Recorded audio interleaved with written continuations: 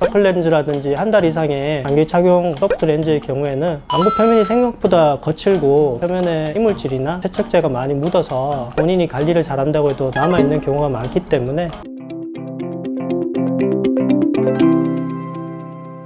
안녕하십니까. 대구 눈의 안과병원 전암부센터 엄희동 원장입니다. 금일은 각막염에 대해서 한번 말씀만 드리는 시간을 가지도록 하겠습니다. 각막염에 대해서 말씀을 드리면 감염성, 비감염성으로 나눌 수 있는데요. 감염성의 원인으로는 세균, 바이러스, 곰팡이에 의해서 발생할 수 있습니다. 비감염성으로는 제일 많이 생기는 게 건조증에 의해서 각막에 상처가 생기는 경우가 많고, 각막의 신경이 제 역할을 못하게 되면서 신경 손상에 의해서 각막염이 발생하기도 합니다. 눈꺼풀이 감기지 않아서 까만 동자가 장기간 노출되었을 때도 각막염이 생길 수 있으며, 자가 면역성 질환에 의해서 각막염이 생길 수가 있습니다. 최근에는 소프트 렌즈나 하드 렌즈와 같은 렌즈 착용하는 환자분들이 많이 늘어났는데요. 이런 환자들 보면은 장시간 렌즈를 착용하거나 관리를 못하는 문제로 인해서 각막염이 발생하는 경우가 많아서 이에 대한 주의가 필요합니다. 각막염의 진단은 쇠극동 형미경 검사와 원인을 찾기 위한 검사를 하는데요. 쇠극동 형미경 검사를 통해서 각막염이 생긴 정도, 범위, 그리고 깊이를 알 수 있으며, 균을 찾기 위해서는 도말 검사나 균 배양 검사를 실시해서 세균인지 진균인지 각막염을 일으킨 원인을 찾는 데 집중할 수가 있습니다. 염증이 심하게 진행됐을 때는 안내염을 의심해서 초음파 검사를 하기도 합니다.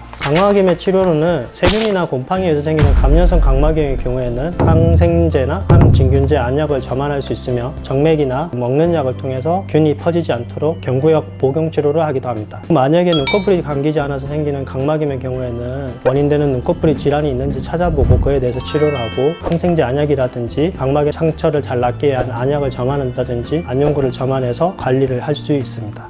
안약을 많이 써서 생기는 독성 각막염의 경우에는 안약 사용을 줄임으로써 치료를 시도해 볼 수 있고, 각막의 신경이 손상돼서 생기는 신경영양 각막염의 경우에는 각막의 신경 손상 회복을 우선적으로 하는 치료를 시도해 볼 수 있습니다.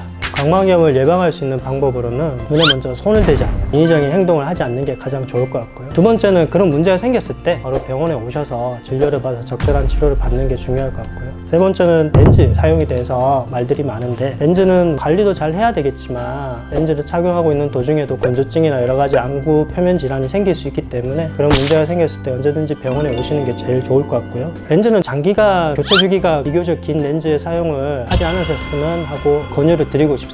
서클 렌즈라든지 한 달 이상의 장기 착용 소프트 렌즈의 경우에는 안구 표면이 생각보다 거칠고 표면에 이물질이나 세척제가 많이 묻어서 본인이 관리를 잘한다고 해도 남아있는 경우가 많기 때문에 그런 부분에 대해서 관리를 좀 잘 하시는 게 렌즈를 써야 되시는 분들이 꼭 지켜야 할 포인트가 아닌가 싶습니다.